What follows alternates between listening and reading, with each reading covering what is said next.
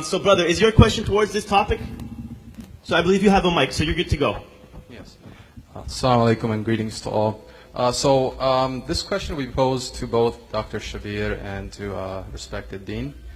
I will keep the topic or the question related to the topic as much as possible regarding the birth of Jesus and what happened after, actually.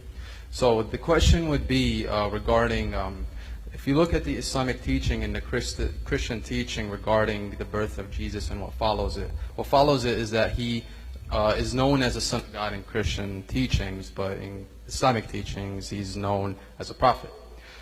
So with that said, if you look in the Gospel of Matthew chapter 5 verse 9, it says, "Blessed are the peacemakers, for they shall be called the sons of God." Some scholars say that this is actually a criteria to base what son of God means in the Bible. You also find that regarding the word begotten, and this is really the question is, was Jesus the begotten son of God according to Christian teachings, and does the Bible support that? Are there any others in the Bible known as son of God?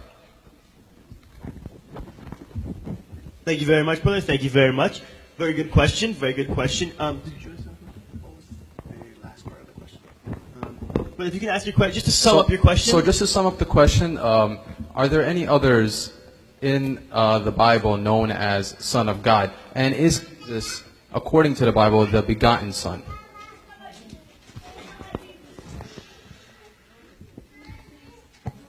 I believe it's in the Gospel of John. Let me turn.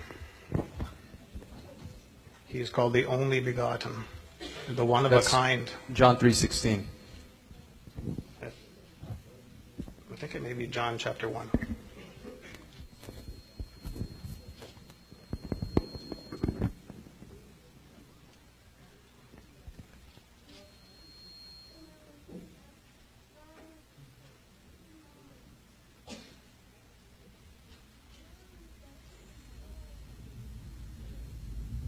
It's John 1 verse 18. Just to get it in context, I'll read a couple of the verses leading up to it. So, "And the Word became flesh and dwelt among us, and we saw his glory, glory as of the only begotten from the Father, full of grace and truth. John testified about him and cried out, saying, 'This was he of whom I said, He who comes after me has a higher rank than I, for he existed before me. For of his fullness we have all received, and grace upon grace. For the law was given through Moses. Grace and truth were realized through Jesus Christ. No one has seen God at any time. The only begotten God who is in the bosom of the Father, he has explained him.'"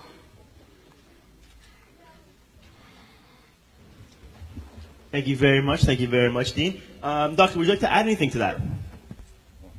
So I think the question is well put. In the Gospel according to Matthew, and so too we can add Mark and Luke, we see that Jesus is often represented as the Son of God like other sons of God. So, for example, blessed are the peacemakers, for they shall be called sons of God. Peacemakers in general will be called sons of God. And there are, to answer the question, many other persons in the Bible who are called sons of God. David is called son of God, Solomon is called son of God, and so on. And in fact, with reference to David, God says about David, "This is my son, this day have I begotten thee," speaking to David directly. So today I have begotten you. So David, according to that passage, would be the begotten son of God. But that should not be understood in a literal manner. It should be understood in a figurative manner. This is exaggerated language, like people use in poetry to say, "I love you so much, you are like my son." It's like you go out on the street, you meet a young boy, you put your hand on his head and you say, "My son." It doesn't mean that he's literally and biologically your son. It just means I respect you, I love you, I will care for you, and I won't let any harm come to you. So that's the idea basically. But John's Gospel took it up a notch, a big notch, by declaring Jesus to be the only begotten Son of the Father from all eternity, to the extent that in John chapter 1 verse 18, he's referred to as the only begotten God, according to some interpretations. It's not so very clear, but that's one interpretation, that Jesus is like the only begotten God. And in John chapter 3, verse 16, the verse the brother was referring to, it says, "For God so loved the world that he gave his only begotten Son." Now this term only begotten, in reference to Jesus, is only in the Gospel according to John, not in the other Gospels. So that brings us back to the original question. If this was the teaching about Jesus from the very beginning, why is it not in the earlier Gospels? Why is it only in the last of the 4 Gospels? You see, it is not the original teaching, it is a later teaching about Jesus, and that's why it is found only in the Gospel according to John.